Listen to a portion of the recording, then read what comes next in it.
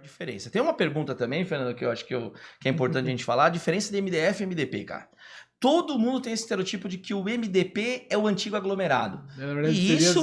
Próxima pergunta seria isso daí. Você tá vendo que eu tô me antecipando às suas perguntas. Mas é porque é o nosso dia a dia. Uhum. É o nosso dia a dia. A fábrica hoje, ela trabalha, indústria, ela trabalha com tendências trazidas da própria Feira de Milão, de feiras que que ditam as tendências de móveis, né? É claro que não dá para trazer tudo que usa lá e abrasileirar aqui e falar, o brasileiro vai consumir, porque são gostos diferentes. Sim. Mas a gente tenta adequar essas tendências de acordo com o gosto do brasileiro, né?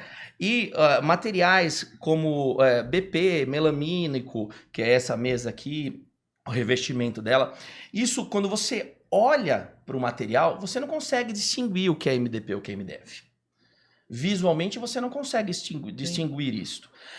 Existe lá, quando você enxerga sem o acabamento da fita de borda, você consegue enxergar a madeira bruta por trás disso, né? Sim. E você consegue entender mais ou menos o que é o material. E muitas pessoas olham o MDP com um olhar crítico, com um olhar de que tipo, isso é o aglomerado. E não é nem de perto, Fernando, aglomerado. Não dá nem para começar a comparar. Você tem algumas aplicabilidades essenciais para o MDF e outras essenciais para o MDP. Portanto, o casamento delas é fundamental. A nossa marca trabalha com as duas. Uhum. Então, se você olhar, por exemplo... E no mercado, em geral, trabalha com as duas. Salvo algumas marcenarias que não têm equipamento especializado para trabalhar com MDP. Sim. E aí critica, porque realmente nós fizemos o último investimento agora na indústria. Nós vamos parar agora no Carnaval para iniciar a montagem, leva 2 a 3 anos, na casa de 300 milhões. Caramba. Então, assim, é um equipamento para trabalhar ali em produção de imóveis sob medida, né? Então, como que eu vou lidar com isso, né? Com o mercado, com o MDP, que tem uma melhor relação custo-benefício ao MDF, inevitavelmente. Porém, dentro do seu processo de fabricação, eles seguem praticamente até o final a mesma produção. O que destaca um do outro é porque o MDF tem mais 2 processos a mais, não vou entrar na parte técnica, senão ficar chato. Sim, sim. Muito embora eles tenham particularidades. Você fala para mim assim, eu vou estruturar um armário, né? Eu vou precisar colocar peso no armário, Sim. né, Fernando? Que material é mais utilizado? Qual é o melhor? E seguramente eu posso te dizer, não sou eu. Você digita, dá um Google aí, vou falar igual o presidente, né? Dá um Google aí. MDF, MDP. Você vai ouvir lá falar de vários estilos de comunicação, desde o marceneiro ao técnico da chapa lá, Sim. cada um com a sua linguagem, com a sua comunicação mais popular ou mais técnica, dizendo que o MDP ele é muito mais resistente a peso. Ele é muito mais resistente à água. O MDF já é menos resistente. E qual a característica? Então você está me dizendo que o MDP é melhor que o MDF? Não. O MDF, a particularidade dele é que ele é uma madeira que dá para você trabalhar a criação, a usinagem, o arredondamento, Sim. a laca. Ela dá um acabamento mais fino. Portanto, a gente trabalha com os dois. Estruturalmente, vamos falar de MDP, né? Aí com as prateleiras 18, 25, 40, enfim, vai de cada projeto. E MDF, vamos falar em acabamento de laca, pintura, porque é um produto mais refinado, que dá pra gente uma maior possibilidade de criação, né? Então essa eu acho que é uma das principais características entre um e outro. E existe no mercado assim, mas eu tô comprando aglomerado, porque o marceneiro meu falou que o MDF é melhor. Isso... de certa forma, é uma desinformação do consumidor. Na verdade, é um pouco do que a gente estava conversando aqui sobre o convencional e a questão do steel frame. É isso aí. A pessoa coloca problema no outro só porque não sabe fazer. É isso mesmo. Isso é a questão da marcenaria, né? A marcenaria, ela não tem o equipamento para trabalhar com MDP e fala que o MDP é pior. Porém, não é bem verdade. Eu tenho um amigo marceneiro que foi o primeiro marceneiro que eu ouvi falar bem do MDP. Assim, que bom, cara. Ele falou assim, o que o pessoal fala aí não é bem verdade, né? E ele contou um pouquinho sobre isso.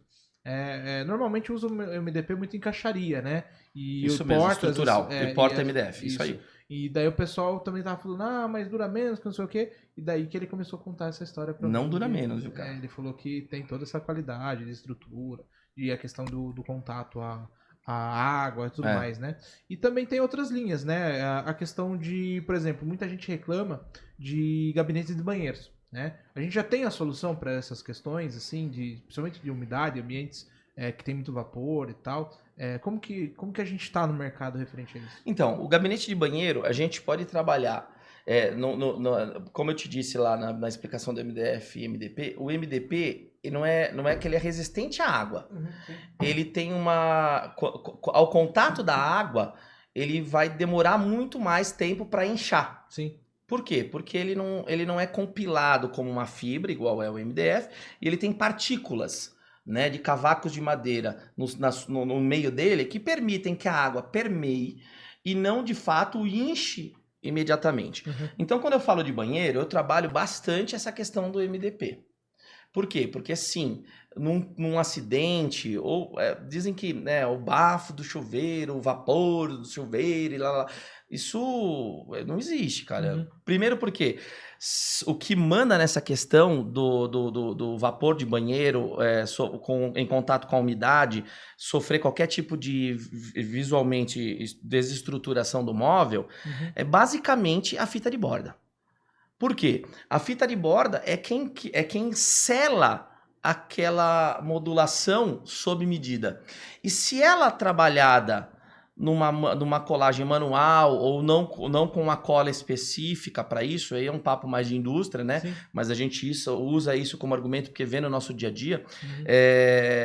Ela permeia muito rapidamente, né? Então, pelo menos nas nossas marcas, né, na NIL especificamente, a gente trabalha com fita de 1 milímetro.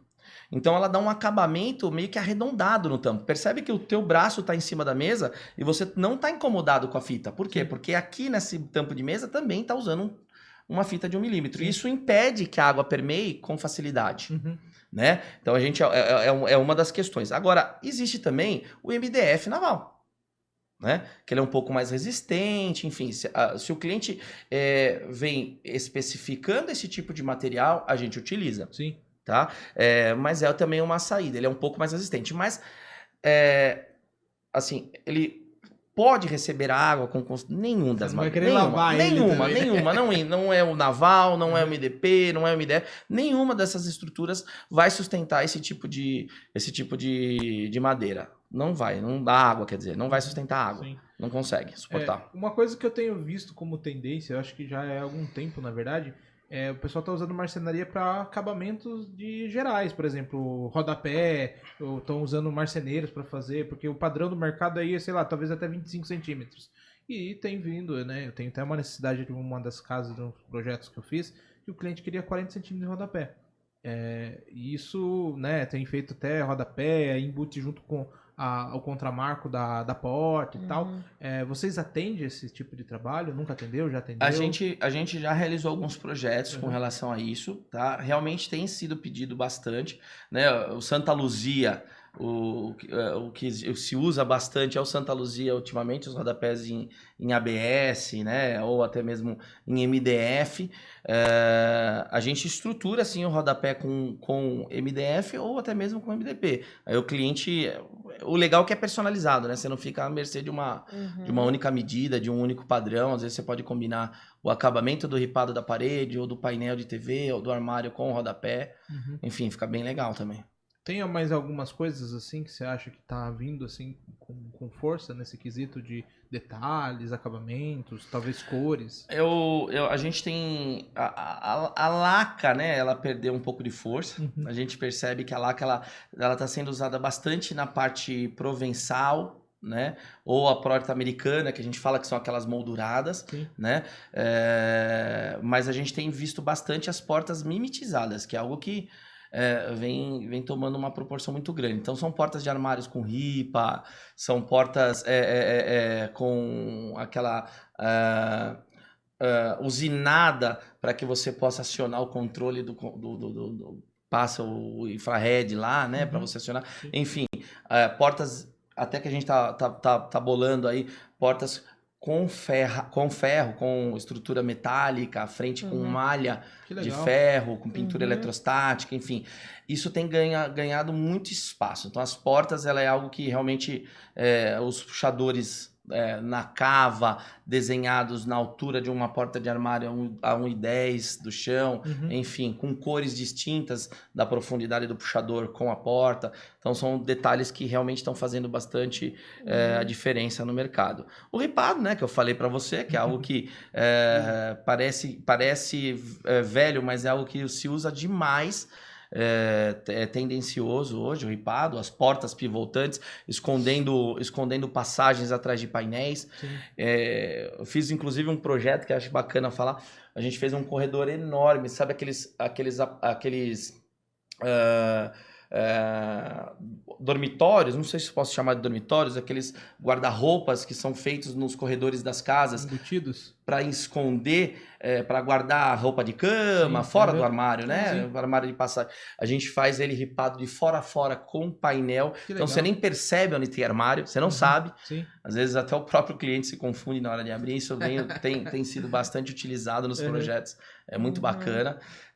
Que mais, Amanda? Me ajuda aí. Você tá nas obras aí, você também sabe. Pode me ajudar. Os ripados no teto, os revestimentos em madeira, a gente tá desafiado agora a começar a fazer. Não é um revestimento fácil de execução, né? A gente tem ciência disso, né? Mas a gente tá se aperfeiçoando para isso e vai começar a fazer. Já fizemos 2, né? Então não posso nem falar que vai começar, já fizemos, né? Você que acabou de assistir esse corte, temos mais corte aqui na lateral, né? Não deixe de se inscrever no nosso canal e curtir e compartilhar aí. É isso aí.